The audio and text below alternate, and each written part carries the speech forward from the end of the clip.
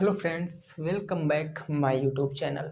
दोस्तों, आज की क्लास में हम लोग डिस्कस करेंगे अपने यूपी टेट मैथ का जो हमारा प्रैक्टिस बैच चल रहा था उसकी क्लास नंबर 6 होगी। इससे पहले 5 क्लासें आपको प्रोवाइड करा दी गई हैं, तो अगर आपने अभी तक उन क्लासों को नहीं देखा है तो आप देख लीजिए।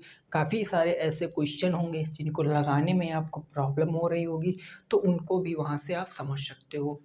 कई हमारे साथी कमेंट कर रहे थे कि सर कॉन्सेप्ट भी साथ में बताइए, तो अब से प्रत्येक क्वेश्चन में मैं आपको कॉन्सेप्ट भी बताऊंगा और साथ में क्वेश्चन को भी सॉल्व कराने वाला हूं, ठीक है ना। क्वेश्चन के थ्रू ही हम लोग सारे चैप्टर सीखने वाले हैं, क्योंकि अब इतना ज़्यादा टाइम नहीं है आपके पास कि आप एक बार बेसिक से पढ़ सको। इतना टाइम नहीं बचा है। प्रैक्टिस बहुत ज़रूरी है और वही मैं आपको करा रहा हूँ, ठीक है ना मेरे भाई। तो क्लास को अंत तक देखना बिल्कुल। डेली क्लास इसी टाइम आपको मिलेगी इसी चैनल के ऊपर, तो कोई दिक्कत नहीं। आप वीडियो को शेयर कर सकते हो, लाइक कर सकते हो और चैनल को सब्सक्राइब कर सकते हो। आइए फिर शुरुआत करते हैं पहले क्वेश्चन से। पहला क्वेश्चन आपका यहाँ पर लिखा हुआ है 2/3 ऑफ 9/4 प्लस 1/2 भागे 5/4 और बटे में है आपका एक सही 1/3 प्लस के 1/3 और ब्रैकेट में है 1 प्लस के 1/3। इसका राइट आंसर क्या आएगा वो आपको बताना है। इस क्वेश्चन का राइट आंसर क्या आएगा वो आपको बताना है। तो देखो, ये जो क्वेश्चन है आपका, ये सिंप्लीफिकेशन का क्वेश्चन है, ये आपका सरलीकरण का क्वेश्चन है। तो इसमें हम कौन सा रूल फॉलो कराते हैं, कई बार मैंने आपको पढ़ाया है। इसमें आप रूल फॉलो कराओगे वी बोर्ड मॉस का रूल। वी बोर्ड मॉस का रूल फॉलो कराओगे। यहाँ पर वी से होता है वेनिकुलम बार। वेनिकुलम बार कैसे लगता है भाई, ऐसे लगता है, यानी बाहर वाला ब्रैकेट। जब भी किसी मैथमेटिकल ऑपरेशन में अगर ये चीज़ आपको दी गई है बार वाला ब्रैकेट, तो सबसे पहले आप उस चीज़ को सॉल्व करोगे। अगर ये नहीं है तो बात आ जाती है ब्रैकेट की। ब्रैकेट में सबसे पहले हम छोटे ब्रैकेट को सॉल्व करते हैं, देन उसके बाद हम मंझले ब्रैकेट को सॉल्व करते हैं और सबसे लास्ट में हम बड़े ब्रैकेट को सॉल्व करते हैं। फिर आ जाते हैं अपने ओ के ऊपर। ओ का मतलब होता है ऑफ, जिसका हिंदी में अनुवाद होता है का। तो हम उसके बाद का को सॉल्व करते हैं, ठीक है ना मेरे भाई। फिर आ जाते हैं डी। डी का मतलब डिवाइड। डिवाइड मतलब क्या होता है, भाग हो जाता है। एम का मतलब मल्टीप्लाई का मतलब गुना हो जाता है। ए का मतलब एडिशन मतलब कि जोड़ हो जाता है और एस का मतलब सब्ट्रैक्शन यानी कि घटाव हो जाता है। तो बस इसी रूल को फॉलो करा के हम अपने प्रश्न का आंसर देने वाले हैं। अब आप यहाँ पर देख लो कि डिवाइड, देखो ऊपर ऊपर ये ऊपर जो इतना दिया है इसको हम पहले सॉल्व कर लें और इसको हम बाद में सॉल्व कर लें, फिर जो आएगा उसका आंसर हम नहीं बता सकते हैं। तो सबसे पहले अगर मैं अंश की बात करता हूँ तो यहाँ पर डिवाइड है, यहाँ पर ऑफ है। तो सबसे पहले देखो, ऑफ को सॉल्व करेंगे डिवाइड को सॉल्व करेंगे, खुद से बताओ। ऑफ सबसे पहले आता है ना, तो ऑफ को सॉल्व करेंगे। ऑफ का मतलब का और का मतलब हम लोग गुणा भी कह सकते हैं, का मतलब गुणा ही तो होता है। तो यहाँ पर अगर गुणा कराओगे तो 9 दूनी 18, 4 तियाँ 12, तो ऊपर हो जाएगा 18 और बटे कितना हो जाएगा 4 तियाँ 12, 12 हो गया भाई। प्लस के क्या हो गया 1 बटे में 2 हो गया। अब देखो यहाँ भाग का हम सॉल्व कर सकते हैं। ये भाग है तो गुणे का चिन्ह लगाते हैं और जब कभी परिमेय संख्याओं का भाग करते हैं तो इसको अपोजिट कर देंगे। 5/4 था तो इसको हम 4/5 में कन्वर्ट कर लेंगे। ये बात समझ गए। तो ये हो जाएगा 2 दूनी 4, ये आ गया 2/5, ये आ गया 18/2। 2/5 18/2, इसको हम काट भी सकते हैं। 3 छंग 18 और 3 चौके 12 भी हो गया। फिर से काट सकते हैं, 2 तियाँ 6 हो गया, 2 दूनी 4 हो गया, यानी 3/2 और 2/5। 3/2 और 2/5 यहाँ पर हम सीधे लिख सकते हैं। तो ये जो हमारा ऊपर का डायरेक्ट जो यहाँ इतना सॉल्व किए, इसका मतलब आया 3/2 और 2/5। तो हम इस तरफ इस एक लाइन में लिख लेते हैं। इसको हम लिख लेते हैं 3/5 और प्लस में क्या आ जाएगा 3/2 और उसके बाद क्या आ जाएगा 2/5 आ जाएगा। ये ऊपर इतना ही आया ना, ऊपर की मैं बात कर रहा हूँ, केवल ऊपर वाले की बात। अब देखो 2 और 5 का एलसीएम लोगे तो कितना आ जाएगा, 10 एलसीएम आ जाएगा। 5 तियाँ 15, 2 दूनी 4, 5 तियाँ 15, 2 दूनी 4, तो ये हो जाएगा 15 प्लस में 4, यानी क्या आ जाएगा 19/10। ये 19/10 किसकी वैल्यू आई है, ये पहले ऊपर अंश वाले की वैल्यू आई है कि नहीं आई है। अंश वाले की वैल्यू कितनी आ गई 19/10। तो आप इसको दिमाग में याद रखना 19/10 आई।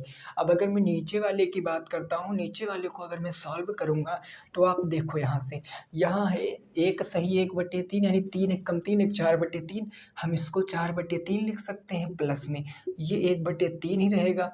ब्रैकेट को पहले सॉल्व करेंगे तो 3 एकम 3 एक 4/3 हो गया, तो ये आपका कितना हो गया 4/3 आ गया। 4 में कितना आ गया 3 आ गया ना, देखो 3 एकम 3 3 एक 4 4/3 आ गया। बोलो बात इतनी क्लियर हो गई ना। ठीक है, अब देखो अब क्या करेंगे, अब पहले हम गुणा करा सकते हैं, गुणा कराएंगे ना मेरे भाई। देखो 4 एकम 4 और ये कितना हो गया 3 त्रिका 9 हो गया। 4 एकम 4 और कितना हो गया 3 त्रिका 9, यानी ये हो गया 4/3 और प्लस में कितना आ गया 4/3 त्रिका 9 आ गया। कोई दिक्कत वाली बात नहीं, हर बराबर करेंगे तो 3 से नीचे गुणा करेंगे और 3 से ऊपर गुणा करेंगे। ये हो गया 12 और नीचे 9 आ गया, तो 9 12 और प्लस 4 12 4 कितना हो गया 16 16/9 आ गया, ये 16/9 आ गया। यहाँ 19/10 था, यहाँ 16/9 आया। बात नहीं समझ पाए हो ना भाई, बोलो इतनी बात समझ पाए कि नहीं।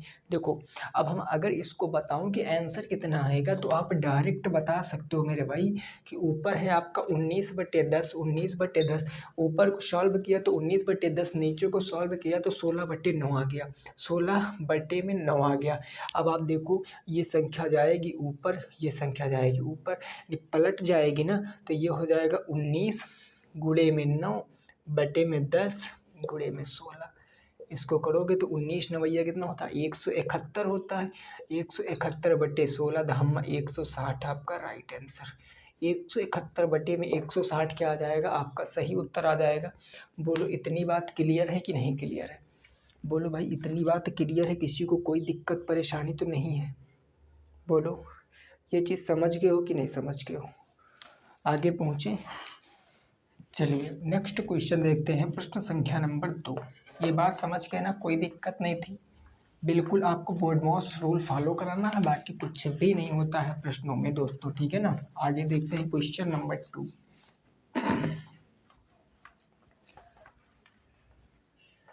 प्रश्न संख्या 2 देखिए और उसका उत्तर बताने की कोशिश कीजिए। क्वेश्चन नंबर 2 कह रहा है, ये कह रहा है 14 माइनस के 5x 14 माइनस के 5x माइनस के x स्क्वायर, इसके आपको फैक्टर बताने हैं, इसके आपको गुणनखंड बताने हैं। और ये क्वेश्चन आपका यूपी टेट में पूछा हुआ क्वेश्चन है, और अगर ये क्वेश्चन नहीं कर पाए तो मतलब भाई आप कुछ नहीं कर पाओगे, क्योंकि सेकंड सेमेस्टर में पढ़े हो, थर्ड सेमेस्टर में पढ़े हो और फोर्थ सेमेस्टर में ऐसे ढेरों क्वेश्चन हमने आपको कराया है। ये आपका क्या है, एक द्विघात बहुपद है, और जब द्विघात बहुपद है तो हम इसको सही से क्रम में लिख सकते हैं। आप पूरे में माइनस को कॉमन ले लीजिए, अगर पूरे में आप माइनस को कॉमन ले लोगे तो माइनस को कॉमन ले लिया तो ये प्लस में था, ये तो माइनस में हो जाएगा। इसको आप इधर से लिख लीजिए सही से, ये माइनस में था तो प्लस के एक्स स्क्वायर आ जाएगा, आएगा ना। ये माइनस का 5x था तो प्लस के 5x हो जाएगा, ये प्लस के 14 था तो माइनस के 14 आ जाएगा, क्योंकि माइनस जब भी ब्रैकेट के बाहर होता है तो अंदर के चिन्ह बदल जाते हैं। अब माइनस को चलाते रहिए, इसको आप गुणनखंड करिए। 14 एकम 14, 14 के दो ऐसे फैक्टर करो कि जिनको जोड़ने या घटाने पर 5 आना चाहिए, तो 7 दूनी 14 होता है, सभी को पता है। एक्स स्क्वायर प्लस के 7x और माइनस के 2x माइनस के 14, ये बात बिल्कुल क्लियर है ना। तो अब दो दो के पेयर बना लेंगे भाई, माइनस का हमारा इधर रहेगा, x मैंने कॉमन ले लिया, तो अगर x कॉमन ले लिया तो ब्रैकेट में क्या बच जाएगा x, है ना, ब्रैकेट में क्या बच जाएगा x प्लस में 7, इधर मैंने माइनस के 2 कॉमन ले लिया। अभी माइनस का 2 कॉमन लिए हो तो ब्रैकेट के अंदर का चिन्ह बदल जाएगा, यानी हो जाएगा x प्लस में 2 सत्ती 14। बोलो इतनी बात तो क्लियर हो ही गई होगी। माइनस का हम बाहर चला ही रहे हैं, दोनों में कॉमन x प्लस के 7, तो इसको हमने 1 टाइम लिख लिया x प्लस के 7, दूसरे ब्रैकेट में x माइनस के 2 x माइनस के 2, यही आपका उत्तर होगा। फैक्टर क्या हो जाएंगे x प्लस के 7 x माइनस के 2, और इन सब के बाहर क्या आ जाएगा माइनस आ जाएगा।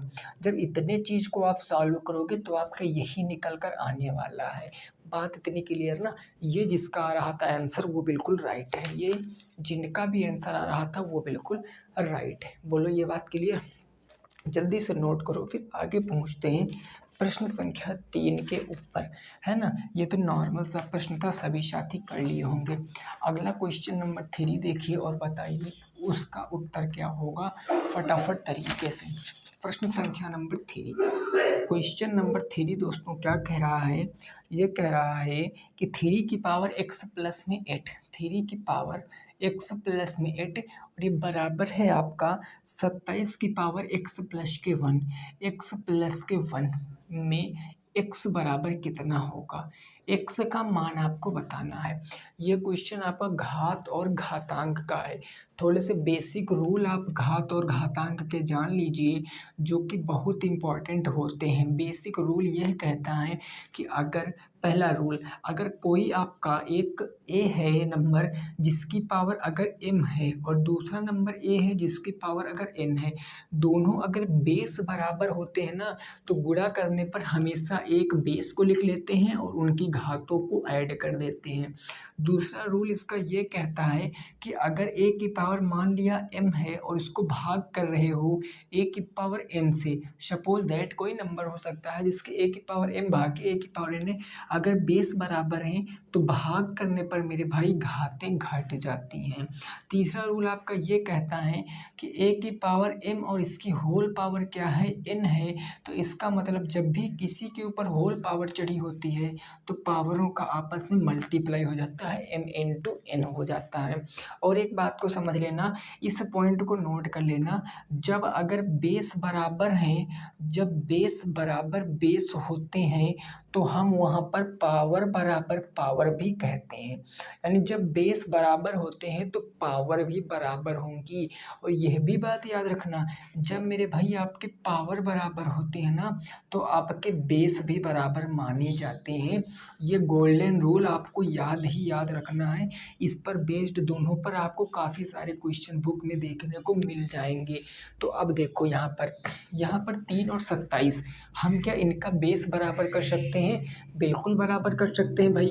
हम यहाँ कह सकते हैं 3 to the power x plus में 8 हो जाएगा बराबर 27 को मैं 3 की पावर 3 कह सकता हूँ और इसकी होल पावर क्या कह सकता हूँ, x प्लस में 1 कह सकता हूँ। अब देखो यहाँ पर 3 की पावर क्या आ जाएगा, x प्लस में 8, ये 3 की पावर है और बराबर यहाँ होल पावर, और किसी के ऊपर होल पावर होती तो पावर का मल्टीप्लाई हो जाता।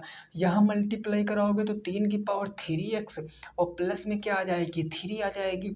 अब देखो यहाँ पर बेस और यहाँ पर बेस बराबर है और मैंने बताया जब बेस बराबर होते हैं तो पावरें भी बराबर होती हैं। तो यहाँ से बेस को छोड़ देंगे, सीधा हम x प्लस में 8 लिख लेंगे, यहाँ लिख लेंगे 3x प्लस में 3 लिख लेंगे।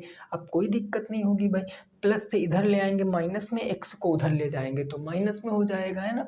तो इधर 8 आपका बचा, 3 ले आए माइनस में हो गया, इधर आपका 3x था, इधर से x गया तो माइनस में x हो गया। तो 8 में से अगर 3 जाएगा तो बच जाएगा मेरे भाई 5, 3x से अगर x जाएगा तो 2x बच जाएगा। तो x की वैल्यू क्या आएगी, 5/2 आ जाएगी। x की वैल्यू 5/2 आ जाएगी, जिसको हम 2.5 बोलते हैं, ठीक है ना। 5/2 या हम इसको 2 सही 1/2 भी लिख सकते हैं या हम इसको 2.5 भी लिख सकते हैं, कोई परेशानी वाली बात नहीं है। तीनों आंसर आपके राइट हैं। ऑप्शन में कोई भी हो सकता है, चाहे 5/2 हो, चाहे 2.5 हो, चाहे 2 सही 1/2 हो, आपके तीनों आंसर बिल्कुल करेक्ट माने जाएंगे। बोलो इतनी बात में किसी भी छात्री को अगर कोई दिक्कत है तो पूछ सकता है। ये सारी चीज़ें मेरे भाई आप नोट कर लेना अगर आपको नहीं पता। वैसे उम्मीद मैं यही करता हूँ कि ये सारी चीज़ें आपको पता होंगी, है ना भाई। चले आगे पहुँचे, 3 क्वेश्चन हो गए, चौथे नंबर प्रश्न पर पहुँचते हैं। प्रश्न संख्या 4 देखते हैं और उसको समझेंगे।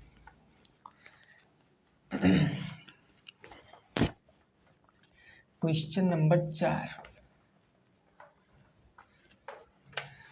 देखिए, क्वेश्चन नंबर 4 क्या कह रहा है। ये 4 नंबर प्रश्न ये है, कुछ इस प्रकार है। ये कह रहा है भाई, ये बढ़िया सा प्रश्न है और मैंने ऐसा प्रश्न आपको करा भी रखा है। ये है आपका 11 प्लस में 2 और रूट के अंदर है आपका कितना भाई, रूट के अंदर 30 इज इक्वल टू, माइनस है यहाँ पर, -1/, ये आपका रूट के अंदर 11 प्लस में 2 रूट के 3, इसकी वैल्यू आपको बताना कितना आएगा, इसकी वैल्यू आपको बताना है कितना आएगा। और यह क्वेश्चन मैंने 2 बार ऐसे क्वेश्चन करा रखे हैं और ऐसे क्वेश्चन इंपॉर्टेंट है। ये क्वेश्चन आपका सर्च एंड इंडिस का होता है, घातांक एवं करड़ी के अंतर्गत ये प्रश्न आता है। हमने आपको बताया ये था कि जब भी कभी ऐसा क्वेश्चन आ जाएगा तो ऐसे क्वेश्चन में लॉजिक पता है क्या लगता है, आप यहाँ देखो 2 है, यहाँ देखो 2 है, तो इस 2 का मतलब पता क्या होता है, यहाँ पर लॉजिक ये लगता है कौन सा, ए स्क्वायर प्लस के बी स्क्वायर प्लस के 2ab, ये लॉजिक आपका लगता है। एक्चुअल में इस फॉर्म में नहीं होता है, ये फार्मूला इस फॉर्म में होता है, ए स्क्वायर प्लस के 2ab और प्लस के बी स्क्वायर, इस फॉर्म में फार्मूला होता। तो देखो ये जो चीज़ लिखी हुई है ना, ये इसी फॉर्म में लिखी हुई है। आपको करना क्या है, ये 30 के ऐसे 2 फैक्टर करो कि जोड़ने पर 11 आ जाना चाहिए, 30 के ऐसे 2 फैक्टर करो कि जोड़ने के रूप में 11 आ जाना चाहिए। तो आप कहोगे सर 6 पंजे 30 होता है और 6 5 11 भी होता है, जिनका अंतर 1 हो वही बात याद रखना, ठीक है ना। तो अब आपको करना क्या है, इनको जोड़ोगे तो 11 आएगा, गुणा करोगे तो 30 आता है। आप इनको लिख लीजिए 6 और 5।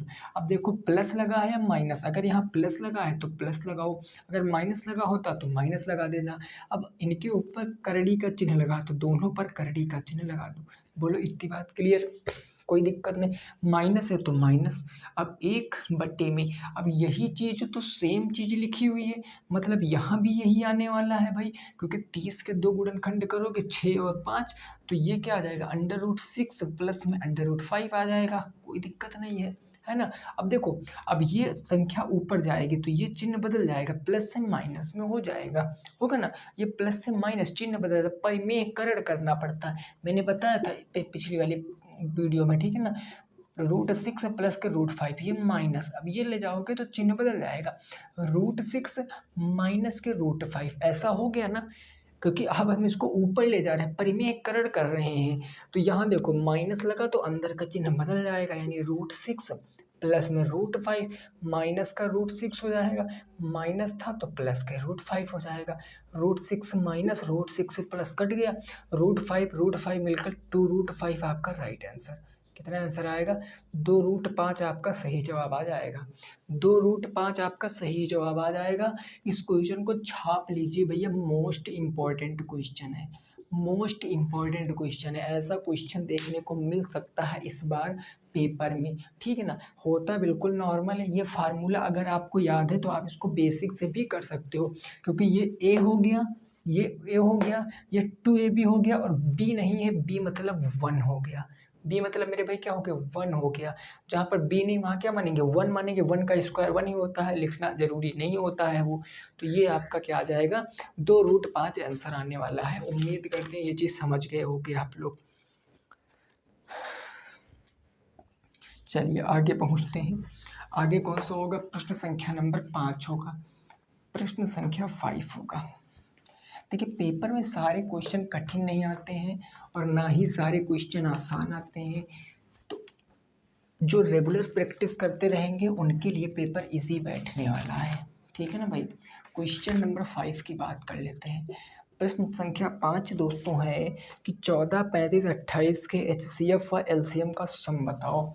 14, 35, 28 के HCF एवं LCM का योग बताना है, इसका LCM और HCF का योग बताओ, योग बताओ। और एक बात और याद रखना, ये सारे क्वेश्चन मैं आपके बुक के ही करा रहा हूँ, ठीक है ना।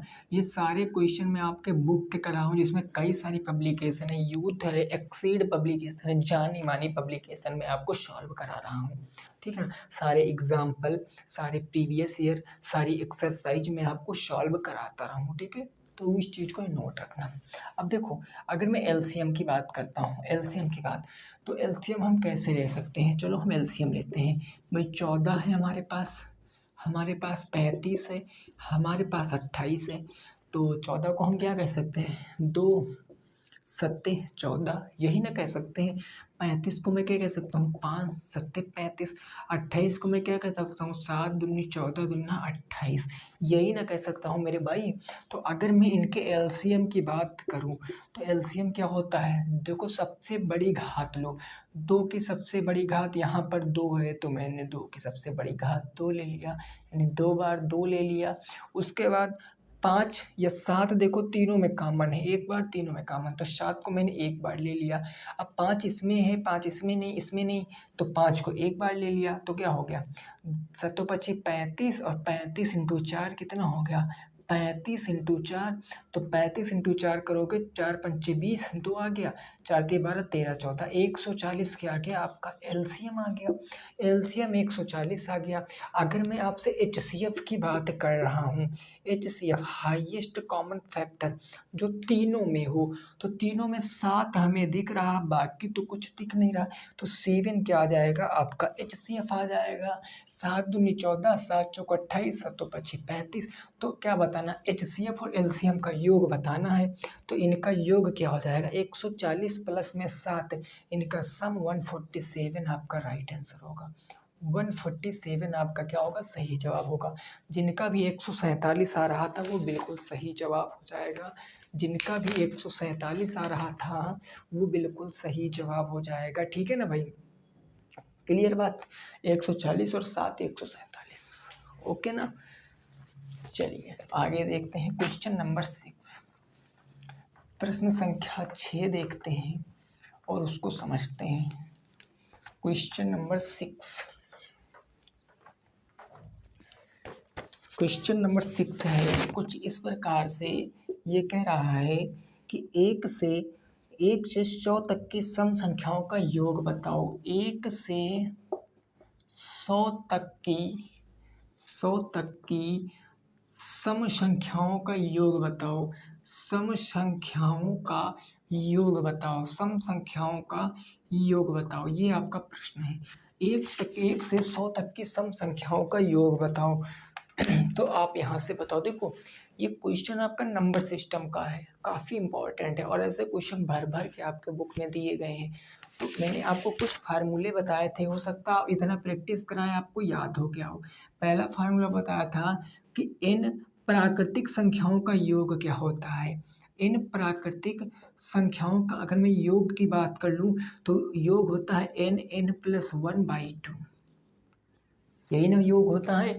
और मैंने दूसरा फार्मूला आपको बताया था कि इन प्राकृतिक विषम संख्याओं का योग क्या होगा, इन प्राकृतिक सम संख्याएं, पहले देखें इन प्राकृतिक सम संख्याओं का योग तो होता है n+1, जहाँ n की मतलब क्या होता है, नंबर ऑफ टर्म, यानी संख्या कितनी बार आई है, यही ना। और फिर मैंने बताया विषम संख्याओं का योग क्या होगा, इन प्राकृतिक विषम संख्याओं का योग, तो इन प्राकृतिक विषम संख्याओं का योग n का स्क्वायर ही होता है ना मेरे भाई। बस अब देखो, अगर मैं एग्जाम्पल के तौर पे कह दूं कि 1 से लेकर 10 तक, मैंने कहा 1 2 3 4 5 6 7 8 9 और 10, हमने कहा मैंने 10 तक नंबर लिखे हैं, बताओ कितनी सम संख्याएं कितनी विषम संख्याएं। तो आप कहोगे 2 2 4 2 6 2 8 2 10। अगर मैं इवन नंबर की बात करूं तो इवन नंबर 5 हैं और ऑड नंबर भी कितने हैं, 5 है, सम 5 विषम 5। कहने का मतलब जितने नंबरों की बात किया जाएगा उसमें आधे सम होंगे आधे विषम होंगे, यही ना। तो अगर मैं 100 तक की बात कर लूँ तो 100 तक सम कितने होंगे विषम कितने होंगे। तो आपको पता है कि अगर मैं 1 से लेकर 100 तक लिखूंगा तो हमारे जो सम संख्याएं आएंगी वो सम संख्याएं कितनी आएंगी, 100 तक है मतलब 50 सम आएंगे 50 विषम आएंगे, क्योंकि एक एक के गैप पर होता है। अब सम संख्याओं का योग क्या होता है, n+1, यही ना। तो n की वैल्यू है 50, तो ये हो जाएगा 50 ब्रैकेट में 50 प्लस के 1, यही वाला फार्मूला लगा है तो लग गया। तो 50 1 51, 50 गुणे 51, तो हो जाए 51 0 0, हो गया। 5 1 5, 5 पंजे 25, 25 50 आपका राइट आंसर है। इतनी बात तो सबकी समझ में आ ही गई होगी। 25 25 और 50 से कम 50, 2550 आपका सही जवाब हो जाएगा। बोलो ये बात क्लियर, यही सबका आंसर आ रहा था ना, 25 50। आगे पहुंचे मेरे भाई, चलिए नेक्स्ट देखते हैं क्वेश्चन नंबर 7। क्वेश्चन नंबर 7, यहाँ तक की बात में किसी को कोई दिक्कत होनी नहीं चाहिए हमारी समझ से। तो क्वेश्चन नंबर 7 का आंसर ही बताने की कोशिश करना। ये कह रहा 2 संख्याएं 3:4 के अनुपात में हैं। 2 संख्याएं हैं आपकी, 2 संख्याएं 3:4 के अनुपात में हैं। 2 संख्याएं 3:4 के अनुपात में हैं। ये इतनी बात हो गई। आगे कह रहा है इनके मासा व लाशा का गुणनफल 20-28 है। इनके एलसीएम और एचसीएफ, एलसीएम और एचसीएफ का प्रोडक्ट मतलब गुणनफल कितना है? 20-28 है। 20-28 है। तो क्वेश्चन पूछा संख्याओं का योग बताओ। संख्याओं का योग आपसे पूछे, संख्याओं का योग बताओ, यही आपसे पूछे है। तो आप इस क्वेश्चन को कैसे लगा सकते हो? इस क्वेश्चन को आप कैसे लगा सकते हो? 2 संख्याएं 3:4 के अनुपात में हैं। इनके एलसीएम यानी लासा और माशा का गुणनफल 20-28 है। तो संख्याओं का योग बताओ। योग मतलब संख्याओं का सम आपको बताना है। तो देखो यहाँ पर आप एक चीज़ आसानी से लगा सकते हो। ये जो अनुपात दिया है ना, ये कभी संख्या नहीं होती है। आप क्या कर सकते हो, इनको संख्या बनाओ। तो आप अगर इनको संख्या बनाओगे तो पहली संख्या क्या बन जाएगी? आपको केवल x हटाना है। पहली संख्या 3x बन जाएगी और सेकंड नंबर क्या बन जाएगा? 4 था तो 4x बन जाएगा। अब 3x और 4x के अगर मैं एलसीएम की बात कर लेता हूँ तो एलसीएम का मतलब क्या होता है? एलसीएम मतलब जो दोनों में हो, यानी कि दोनों में पहले तो क्या है? x है, तो x तो हमारा एलसीएम आएगा ही आएगा। लेकिन दोनों में 4 और 3 नहीं है, तो 4 3 12 हो जाएगा। कितना हो जाएगा मेरे भाई? 12 होगा ना। तो ये हो गया मेरा 12। कोई परेशानी नहीं, क्योंकि 12x 3x को भी काट देगा, 4x को भी। 12x 3x 4x से डिवाइड हो जाएगा। अगर मैं इनके HCF की बात कर लूँ तो HCF x दोनों में है, तो HCF कितना आ जाएगा? x आ जाएगा।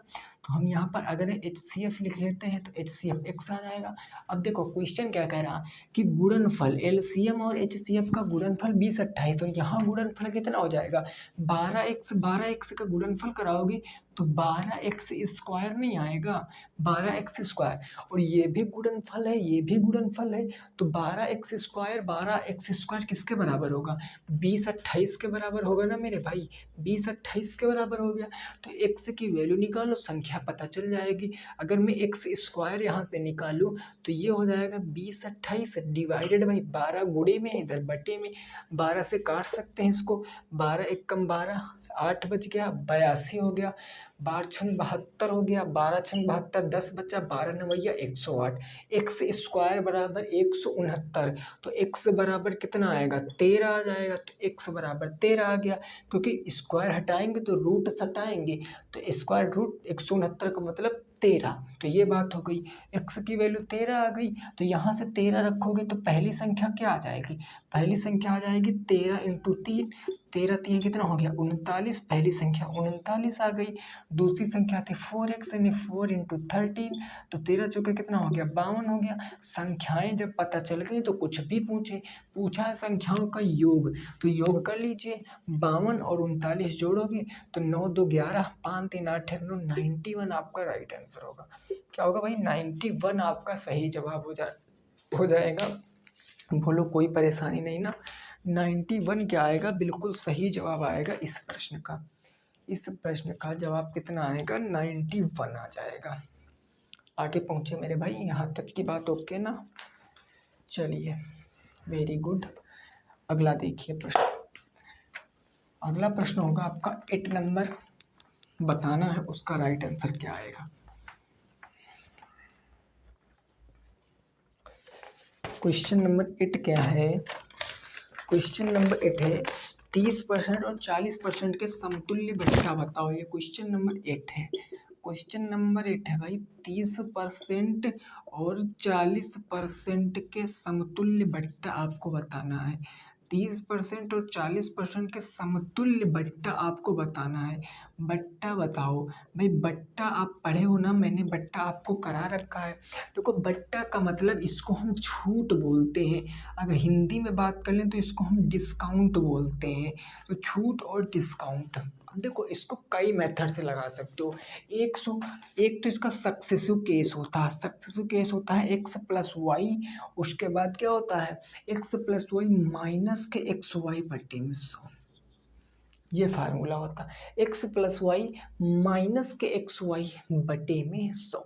सक्सेसिव मतलब क्रमागत छूट के समतुल्य छूट, ये क्रमागत छूट है, ये कंसेक्यूटिव डिस्काउंट है।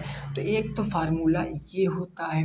दूसरा आप इसको और भी तरीके से लगा सकते हो, और कैसे लगा सकते हो सर, देखो 30% की अगर मैं बात कर लूँ तो 30% का फ्रैक्शन मान कितना होता है, 30% का फ्रैक्शन वैल्यू 3/10 होती, 30/100, 30/10, यानी पहले अगर 10 था तो अब कितना हो गया, 3 हो गया ना, पहले 10 था तो अब 3, यानी अगर मैं कहूँ पहले 10 था और अब कितना हो गया, 10 में 3 की छूट दे दी गई, छूट तो कितना हो गया, 7 हो गया, 10 में 3 की छूट दे दी गई तो 7 हो गया। अगला छूट है 40%, और 40% का मतलब 2/5 होता है, क्योंकि 20% का मतलब 1/5, तो 40% का मतलब 2/5, यानी पहले अगर 5 था तो अब 2 की छूट दे दी गई, मतलब 3 हो गया। लो भैया 3 हो गया, ओके ना। तो अब देखो 10 पचे 50 हो गया, गुणा कराओ, और 7 त्रिक 21 हो गया, 10 पचे 50, 7 त्रिक 21 हो गया। अब आपको पता है कि परसेंटेज हमेशा 100 पे निकलता है, परसेंटेज हमेशा 100 पे निकलता, तो आप रेशियो को 100 बनाओ। तो रेशियो को 100 बनाने के लिए 4 से इधर 2 से इधर मल्टीप्लाई कराएंगे, और हम 2 से इधर मल्टीप्लाई करा देंगे, कराएंगे ना मेरे भाई। तो देखो 50 दुना कितना हो गया, 100 हो गया, और इधर 21 दुना कितना हो गया, 42 हो गया, 100 से 42 हो गया, कितने की छूट दे दी गई, 100 से 42 हो गया, कितने की छूट दे दी गई, 48 की छूट दे दी गई। 48% आपका राइट आंसर होगा, 48% आपका राइट आंसर होगा। लेकिन अगर इस फार्मूले से लगाओगे तो चलो रखो, यहाँ पर हो गया 30, हो गया ना, 30 हो गया ना, ठीक है, प्लस में यहाँ कितना हो गया, 40 हो गया, 40 हो गया। अब देखो 40 और 30 माइनस का, ये हो गया 40 इंटू 30, या 30 इंटू 40 कर लीजिए, यहाँ पर कर लोगे 30 इंटू 40 कर लोगे, तो ये हो जाएगा आपका बटे में 100, 1 0 हो गया ना। 40 30 कितना हो गया, 70 माइनस के 4 तियाँ 12, 40 माइनस 12, 70 माइनस 12, 70 में से 12 जाएगा तो कितना बचेगा भाई, 12 8 20, 12 8 कितना हो गया, 20 हो गया ना, 20, और ये कितना आ गया आपका भाई, बोलो 12 8 20 हो गया ना, कितना हो गया ये भाई, 58 आएगा ना, या 48 आएगा, सॉरी ये आपका 58 नहीं, 48, 8 2 10, 5 4 9 1 10, ठीक है ना, 58 आ जाएगा। तो ये आ जाएगा 58, यहाँ से भी आ जाएगा 58% आ जाएगा, ये 48 नहीं 58% है, तो आंसर कितना आएगा, 58% आएगा। डायरेक्ट समझ लीजिए, सक्सेसिव केस डायरेक्ट लग जाएगा, ये भी केस डायरेक्ट लग जाएगा। यहाँ पर बस बात इतनी याद रखना कि ये चाहे 2 बट्टे दिए गए हों, और चाहे आपके 3 बट्टे दिए गए हों, चाहे 4 बट्टे दिए गए हों, कितने भी बट्टे दिए गए हों, रेशियो मेथड आप आसानी से लगा सकते हो। अगर हम 2 बट्टे की बात कर ले तो 2 बट्टे में आप सक्सेसिव केस याद रख सकते हो, x plus y minus x y बटे 100, और 2 बट्टों से ज़्यादा बड़ा आपके पेपर में क्वेश्चन नहीं आएगा। तो आंसर कितना आएगा, 58% की छूट दे दी गई, 58% की छूट दे दी गई। क्लियर, आगे पहुँचते हैं, इस चीज़ को समझ के हो ना, ओके। अब देखो आगे देखते हैं प्रश्न संख्या number 9,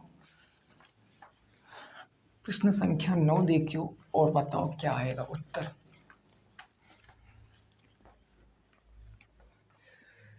question number 9, question number 9 क्या है, जरा इसको समझिए। ये भाई कह रहा है क्वेश्चन,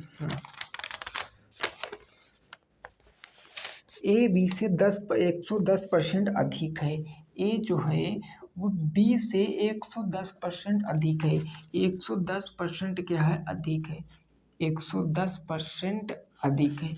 तो क्वेश्चन पूछा है बी ए से कितने परसेंट कम है, बी ए से कितने परसेंट कम है, कितने परसेंट कम है, ये प्रश्न है आपका। देखो ऐसा प्रश्न मैं बताऊं टेट की नज़र से ना मोस्ट इम्पॉर्टेंट प्रश्न है ऐसा प्रश्न, और ऐसा प्रश्न पेपर में देखने को जरूर मिलेगा, क्योंकि बिल्कुल सिंपल सा प्रश्न होता है लेकिन सभी छात्र थोड़ा सा दिक्कत खा जाते हैं इस प्रश्न में। जब भी कभी ऐसा प्रश्न आएगा आपको कुछ भी नहीं देखना है, आपको सीधे सबसे पहले जाना है परसेंटेज के ऊपर। अब 110% की फ्रैक्शन वैल्यू किसको पता होगी, किसी को नहीं पता होगी, तो हम इसको ब्रेक कर लेंगे। जब भी कभी बड़ा परसेंटेज आए आप इसको ब्रेक कर लो। जो 110% लिखा है इसको मैं 100% प्लस में 10% नहीं कह सकता हूँ, बोलो ऐड करोगे तो 110% ही तो आएगा। और 100% की फ्रैक्शन वैल्यू 1 होती है, 10% की फ्रैक्शन वैल्यू क्या होती है, 1/10 होती है। तो इसको जोड़ोगे 10 से कम 10 से 11/10 हो गया, 11/10 हो गया। अब देखो जहाँ 110% था वहाँ कितना आ गया, 11/10 आ गया। अब क्वेश्चन पढ़ो, क्वेश्चन कह रहा ए बी से 110% अधिक है। तो देखो ये 10 का 110%, 10 का 110% क्या होगा, 11 होगा। अधिक की बात कर रहा ना, यानी एक तो ए है, एक तो बी है, एक तो ए है, एक तो बी है। ए बी से, यानी बी अगर 10 है तो ए 10 से 11 अधिक यानी 21 हो जाएगा। बात को समझ पा रहे हो ना, 110% अधिक है तो 21 हो गया। अब देखो क्वेश्चन कह रहा है कि बी ए से कितना परसेंट कम है, बी ए से कितना परसेंट कम है, बी यहाँ से कितना कम है, बी यहाँ से कम है 11, बी 11 कम है। और बी कहाँ से कम है, 21 से कम है, तो बी 21 से कम हो गया, इंटू क्या हो गया 100 हो गया, इंटू 100 हो गया।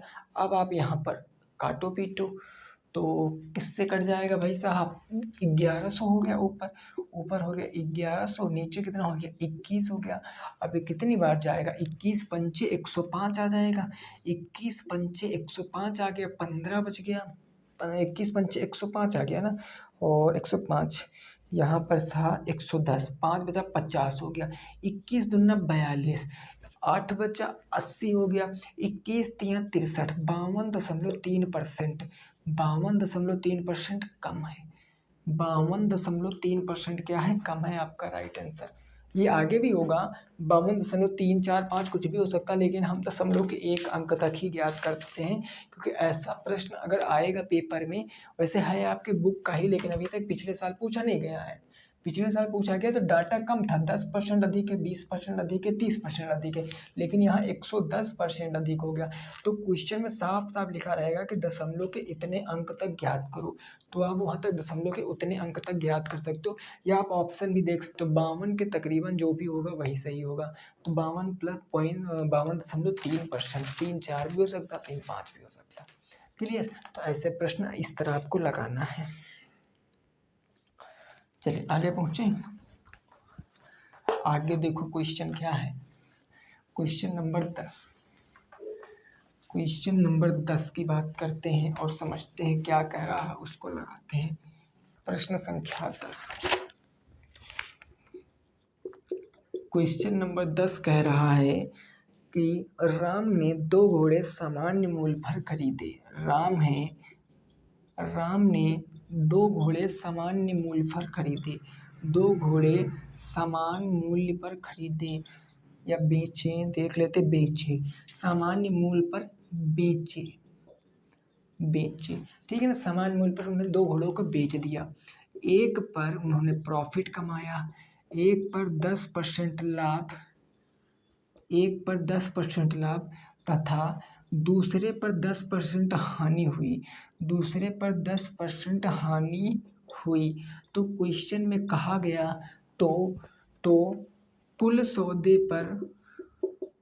सौदे पर कितने परसेंट लाभ या हानि हुई, कुल सौदे पर कितने परसेंट लाभ या हानि हुई, कुल सौदे पर कितने % लाभ या हानि हुई। देखो इस क्वेश्चन को कोई दम नहीं क्वेश्चन में, लेकिन इस क्वेश्चन की लैंग्वेज बड़ी खतरनाक होती है। इस क्वेश्चन की लैंग्वेज बड़ी खतरनाक होती है, इसलिए मैंने इस क्वेश्चन को लिया। देखो कुछ चीज़ें हमारी याद रखो, कुछ क्वेश्चन चीज़ें हमारी याद रखो। क्या देखो, अगर जब भी कभी क्वेश्चन में परसेंटेज दिया हो, जब भी कभी प्रश्न में प्रतिशत दिया हो और उत्तर भी आपसे प्रतिशत में पूछे, तो डाटा की कोई वैल्यू नहीं होती है। खैर इस प्रश्न में आपको डाटा नहीं दिया गया है, लेकिन अगर डाटा दिया भी गया होता तो भी डाटा की कोई वैल्यू नहीं रहती, क्योंकि आपको प्रतिशत में दिया गया है और आपसे प्रतिशत में ही पूछा गया है। तो जब प्रतिशत में दिया हो, प्रतिशत में पूछे, तो डाटा पर नज़र बिल्कुल भी मत मारिए। आप सारा खेल प्रतिशत से खेलना है। डाटा पे नज़र मारोगे तो क्वेश्चन काफ़ी सारा जटिल बन जाएगा, ना डिफ़िकल्ट बन जाएगा, तो आपका टाइम ले सकता है। लेकिन आपको परसेंटेज से ही खेलना है। आप देखो यहाँ पर 10% की हानि हो रही है, यहाँ पर 10% का लाभ हो रहा है। 10% का लाभ, 10% का हानि। तो आप बताओगे भैया अगर मैं 10% का लाभ कमाता हूँ तो 10% हानि भी हो रही है, तो इसका मतलब आपको ना तो लाभ हुआ ना तो हानि हुई। लेकिन ये गलत बात है, यहाँ आंसर ये नहीं आएगा। यहाँ आंसर आपका पता क्या आएगा? यहाँ आंसर आएगा आपका 1% हानि। 1% हानि आपका उत्तर आएगा। क्यों आएगा? बात को नहीं समझ रहे हो? क्योंकि यहाँ पर परसेंटेज सेम है, केवल लाभ और हानि हुई है, परसेंटेज चेंज है। तो डायरेक्ट यहाँ पर मेथड पता क्या लगता है? यहाँ पर फार्मूला जो ट्रिक बोलते हैं लोग, b²/100। b²/100। b का मतलब अगर ये सेम है, प्रतिशत सेम है, प्रतिशत 10 है ना, तो 10 बटे में क्या कर दोगे? 100, क्योंकि 10 का स्क्वायर करोगे ना, 10 का स्क्वायर करोगे तो 100 बटे में 100 आएगा। 100 बटे में 100, 100 से 100 काटोगे 1 आएगा। और यहाँ से जो भी आंसर आता है हमेशा लॉस आता है, याद रखना। हमेशा घाटा आएगा, हमेशा लॉस आता है। या फिर आप चीज़ों को यहाँ पर समझो ऐसे, अगर ये चीज़ समझ में नहीं आई है तो ऐसे समझो, ऐसे समझो। 10% का लाभ मतलब 10 से 11। बात को समझे? 10% की फ्रैक्शन वैल्यू क्या होती है? 1/10। 1/10 10 से 11। 10% का हानि का मतलब 10 से कितना हो गया? 9 हो गया। ये आपका CP है, ये आपका SP है। लेकिन क्वेश्चन में कह रहा है कि समान मूल्य पर बेचा है। अब यहाँ पर विक्रय मूल्य तो समान है नहीं, तो विक्रय मूल्य समान करोगे तो यहाँ पर आप मल्टीप्लाई बाई 9 करोगे और यहाँ पर आप मल्टीप्लाई बाई 11 करोगे, तभी तो विक्रय मूल्य बराबर हो जाएगा, होगा ना। तो आप देखो 9 दहम कितना हो जाएगा? 90 हो जाएगा। बात को समझ पा रहे हो ना मेरे भाई? 9 दहम 90 हो जाएगा, नया अनुपात में बता रहा हूँ, बटे 11 नवैया 99 हो जाएगा। यहाँ भी हो गया 9 दहम 90 हो गया, सॉरी 11 दहम 110 हो गया, 11 दहम 110 हो गया, और बटे कितना हो गया? 11 नवैया 99 हो गया। अब आप देखो 110 और 90 कितना हो गया? ये हो गया आपका 200, और यहाँ ऐड करो 99, 99 कितना हो गया? 9 9 18, हासिल कितना आ गया आपका? 1 आ गया। 9 9 18 को 198। एक 200 का सामान 198 में बेचा, कितने का घाटा हुआ? 2 का घाटा हुआ। कहाँ से हुआ? 200 से, और इंटू का 100। तो बताओ ये 1% नहीं आया, माइनस के 1 आएगा, मतलब माइनस का मतलब घाटा। तो चाहे तो आप इस बेसिक मेथड को लगा सकते हो, चाहे तो आप इस ट्रिक को फॉलो करा सकते हो जब परसेंटेज समान हो। इस मेथड से परसेंटेज समान हो या ना समान हो, आंसर आ जाएगा। इससे अगर परसेंटेज समान है तो आंसर आएगा। हम लोग अपने जब ऐसे क्वेश्चन पेपर में आते तो हमको याद है 10% का लाभ, 10% की हानि मतलब 1% की हानि, 20% का लाभ, 20% का हानि मतलब 4% की हानि, 30% का लाभ, 30% की हानि मतलब 9% की हानि। तो ऐसे हम लोगों ने याद कर रखा है। 4% का लाभ, 4% की हानि मतलब 16% की हानि। तो ऐसे आप भी चीज़ों को याद कर सकते हो, ठीक है ना। ये नॉर्मल से प्रश्न है, आंसर कितना आएगा? 1% का घाटा। आगे पहुँचते हैं प्रश्न संख्या 11 पर। आगे पहुँचते हैं प्रश्न संख्या 11 के ऊपर। कोई दिक्कत नहीं, ये चीज़ समझ चुके हो गए ना। देखिए छोटी छोटी चीज़ें हैं, आपकी समझ में मेरे भाई आनी चाहिए, क्योंकि अगर अब आपका दिमाग नहीं काम कर रहा है तो कब काम करेगा भाई। पेपर बस कुछ ही टाइम बाकी है पेपर में, तो पूरी जान अपनी झोंक दीजिए, क्योंकि अब आपकी ज़िंदगी का सवाल है ना। क्वेश्चन नंबर 11 की बात कर लेते हैं, 11 नंबर की। 11 नंबर की बात कर रहा है कि ए किसी कार्य को 45 दिन में, ए किसी कार्य को 45 दिन में करता है, ए किसी कार्य को 45 दिन में, 45 दिन में, तथा बी उसी कार्य को, तथा बी उसी कार्य को कितने दिन में करती है, 30 दिन में करती है।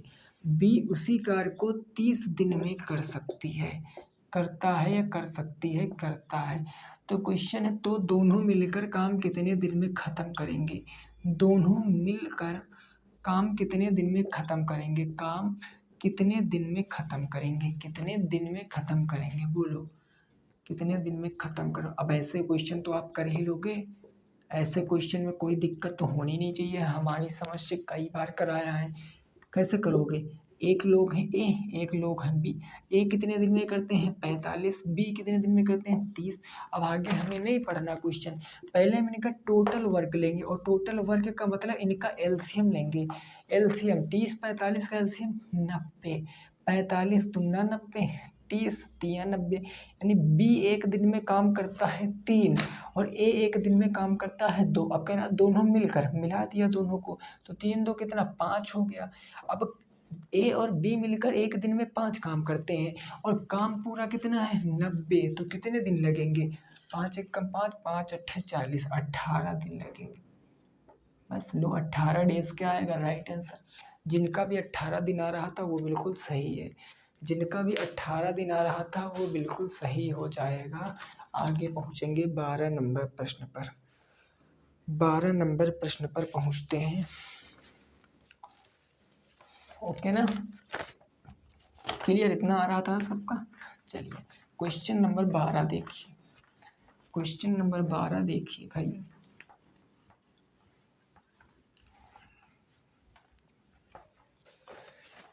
देखिए क्वेश्चन नंबर 12 थोड़ा आपको समझना है, क्योंकि कई साथी कमेंट कर रहे थे कि सर हमें कैलेंडर समझ में नहीं आता है।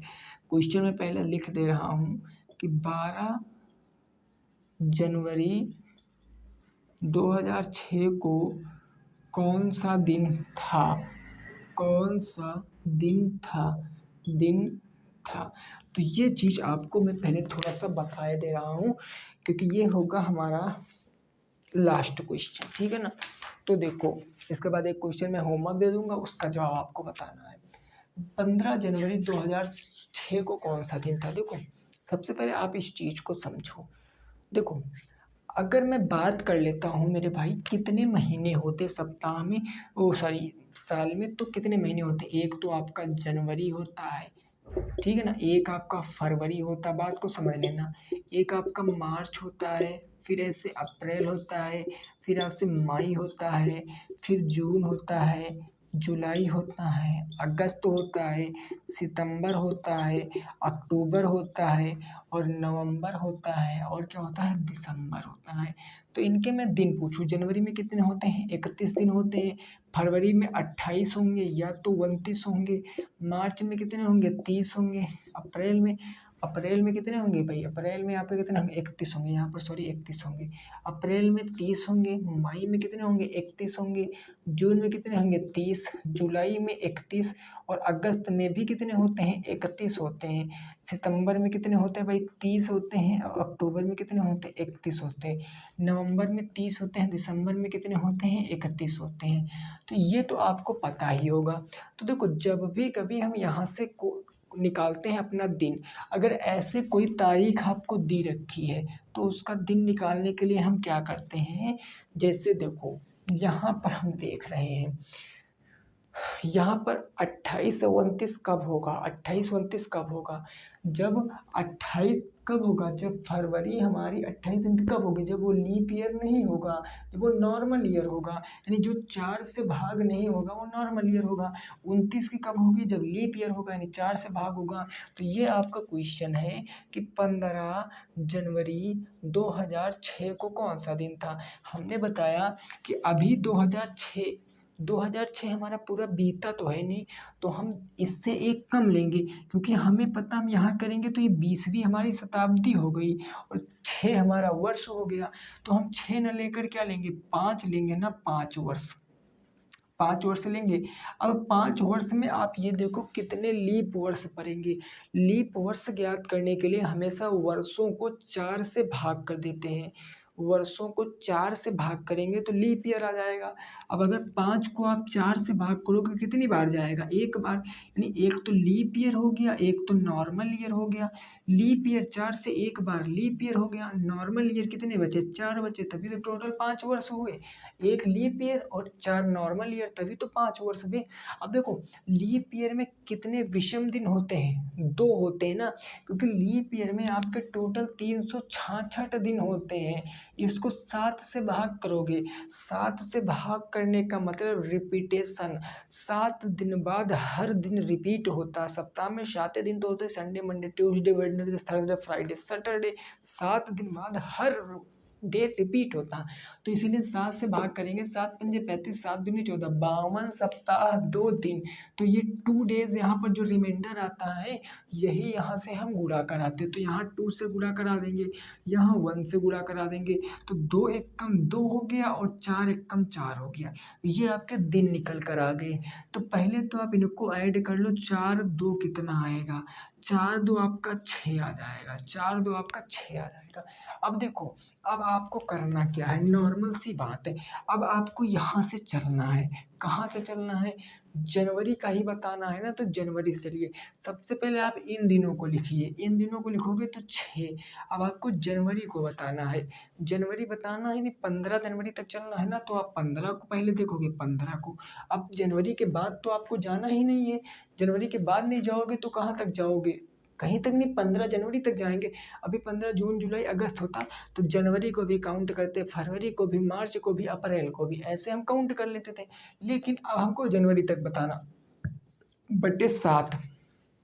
7 क्यों करेंगे? क्योंकि सप्ताह में 7 दिन ही होते हैं। तो अब आप देखो यहाँ पर 0 आ जाएगा, 15 6 21 बटे 7, 0 आ जाएगा। ये आ जाएगा 21 बटे में 7, 21 बटे 7 का मतलब 0, पूरा पूरा कट रहा ना। और 0 जब आता है तो कौन सा दिन होता है? 0 जब आता है आपका संडे होता है, ये मैंने आपको बताया है। 0 को संडे होता है। तो आप अगर को नहीं पता है आपको कि 15 जनवरी 2006 को कौन सा दिन होगा, तो मोबाइल में गूगल पे सर्च कर सकते हो कि 15 जनवरी 2006 को कौन सा दिन होगा। तो संडे यानी रविवार आपका हो जाएगा। क्या हो जाएगा? रविवार आपका हो जाएगा। तो उम्मीद करते हैं ये चीज़ आप समझ गए होंगे। आप यहाँ से देखो, अभी जनवरी, फरवरी ये सब कब काम आएगा? जब यहाँ पर जनवरी के स्थान पर मार्च, अप्रैल, मई, जून, दिसंबर तक कुछ भी दिया हो। खैर यहाँ तक जनवरी दिया तो एक ही मंथ हम चले हैं। फरवरी दिया होता तो जनवरी के बाद फरवरी लिखते, मार्च दिया होता तो मार्च भी लिखते। ऐसे हमको चीज़ें लिखना पड़ता। ठीक है, तो आंसर क्या आएगा? संडे आ जाएगा। क्लियर ना? बोलो, इतनी बात क्लियर? तो आज की क्लास में हमने टोटल 12 क्वेश्चन डिस्कस किए। वीडियो पसंद आई तो मेरे भाई वीडियो को आपको लाइक करना है, शेयर करना है और चैनल को सब्सक्राइब भी कर लेना है। ठीक है ना? डेली आपकी प्रैक्टिस में इसी टाइम कराता रहूँगा। तो सभी साथी रखेंगे अपना ख्याल। जय हिंद, जय भारत और वंदे मातरम।